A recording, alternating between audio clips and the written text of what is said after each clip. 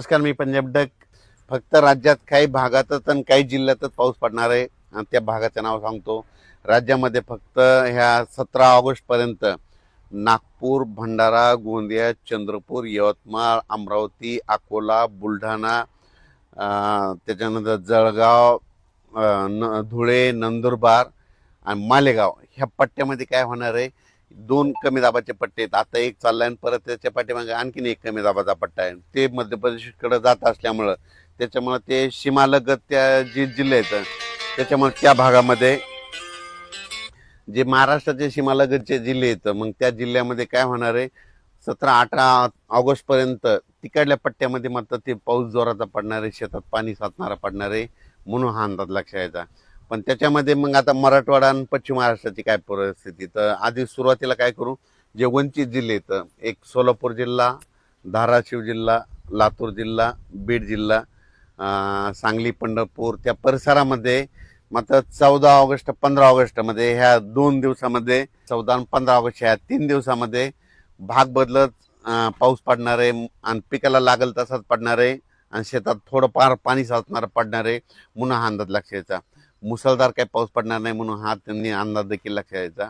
पण त्यांच्याकडे म्हणजे पिकाला जीवदान ठरणारा पाऊस असा लातूर, बीड, धाराशिव, सोलापूर, पंढरपूर, अकोला, आपलं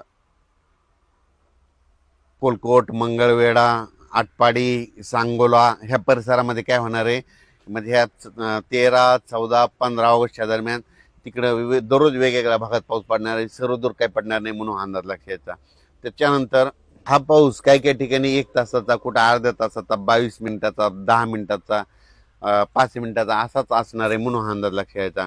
पण त्याच्यानंतर राज्यात मात्र परतीचा पाऊस धुमाकूळ घालणार आहे म्हणून हा अंदाज सोलापूर जिल्हा, लातूर जिल्हा, बीड जिल्हा, जालना, संभाजीनगर, अहिल्यानगर, सांगली, कोल्हापूर, सातारा, मानखटाव, म्हणजे मानखटावकडं तिकडं दुष्काळजन्य परिस्थिती आहे, म्हणजे काही तालुके असे आहेत की तिकडं पाऊस कमी पडतो, तिकडं मात्र परतीचा पाऊस पडणार आहे म्हणून हा अंदाज त्या शेतकऱ्यांनी लक्षात घ्यायचा.